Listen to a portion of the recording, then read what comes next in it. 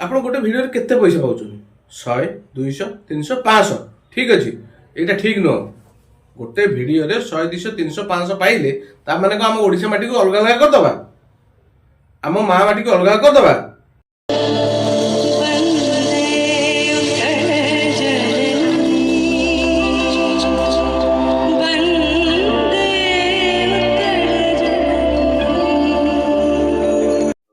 ନମସ୍କାର, ଜୟ ଜଗନ୍ନାଥ।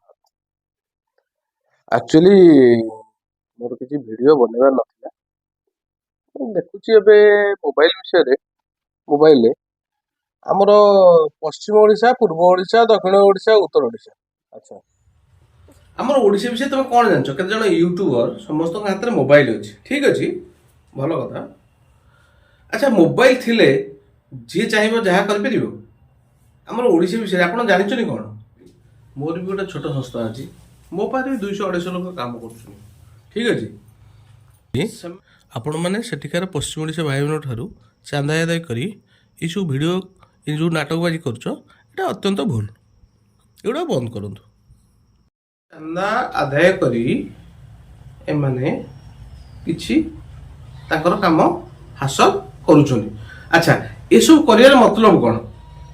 ଏଇଟା କରିବା ମାନେ ତମେ ଯଦି କାମ ପାଉନା, ଠିକ୍ ଅଛି, ତମେ ଯଦି କାମ ପାଉନା ତମେ ଚାଷ କର, ଠିକ୍ ଅଛି, ଧାନ ଚାଷ କର, ଭେଣ୍ଡି ଚାଷ କର, ଆଳୁ ଚାଷ କର, ବାଇଗଣ ଚାଷ କର, ଯେକୌଣସି କାମ କର, କେନ୍ଦୁପତ୍ର ବଳ, କିଛି ଲାଜ ସରମ ନାହିଁ। ଆଚ୍ଛା, ଏସବୁ କାମ କରିବାର ମତଲବ କ'ଣ? ତାଙ୍କଠାରୁ କାହିଁକି? ସେମାନେ ଖଟିକି ଆସୁଛନ୍ତି, ଖଟିକି ଖାଉଛନ୍ତି। ଆପଣ ଏଇଟା କରିବାଟା ଠିକ୍ ନୁହଁ। ଆମ ଓଡ଼ିଶା ବିଷୟରେ କି ଜାଣିଛ? ଆମ ଓଡ଼ିଶା ଏକ, ଆମ ଜଗନ୍ନାଥ ଏକ, ମା ସମଲେଇ ଏକ, ହେଲା।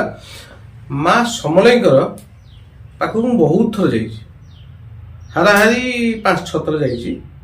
ସେଠିକାର ପରିବେଶ ଅତି ସୁନ୍ଦର, ସେଠିକାର ଲୋକ ବହୁତ ବଢ଼ିଆ। ତେଣୁକରି ସେସବୁ ନୁହଁ, ଏସବୁ ଯେଉଁ ତମେ ଯେଉଁ ମୋବାଇଲ ପାଇଯାଉଛ, ମୋର ଅନୁରୋଧ ପଶ୍ଚିମ ଓଡ଼ିଶା ଭାଇମାନଙ୍କୁ, ଆପଣ ଖଟିକି ପଇସା ଆଣୁଛନ୍ତି। ଏଇ ଯେଉଁ କେତେ ଜଣ 8-10 ଜଣ ୟୁଟ୍ୟୁବର ଏସବୁ କାମ କରୁଛନ୍ତି, ତାକୁ କିଛି ପଇସା ଦିଅନ୍ତୁନି କି କିଛି ତାକୁ ପ୍ରୋତ୍ସାହନ ଦିଅନ୍ତୁନି। ଆପଣ ଖଟିକି ପଇସା ଆଣୁଛନ୍ତି, ତାଙ୍କ ପାଇଁ ପ୍ରୋତ୍ସାହନ ଦେବେ? କ'ଣ ପାଇଁ ପଇସା ଦେବେ? ଗୋଟେ କଥା କହୁଛି, ଆପଣମାନଙ୍କ ପଇସାରେ ସେ ମଦ ପାଣି ପିଇକି ମୌଜ ମଜଲିସ୍ କରିକି ଉଡ଼ଉଛନ୍ତି। ତେଣୁକରି ଆପଣମାନେ ପଇସା କ'ଣ ପାଇଁ ଦେବେ?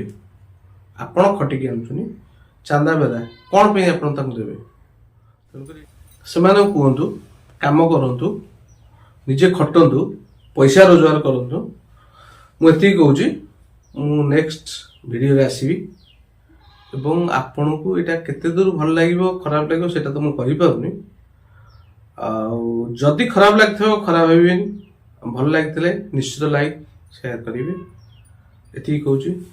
ନମସ୍କାର।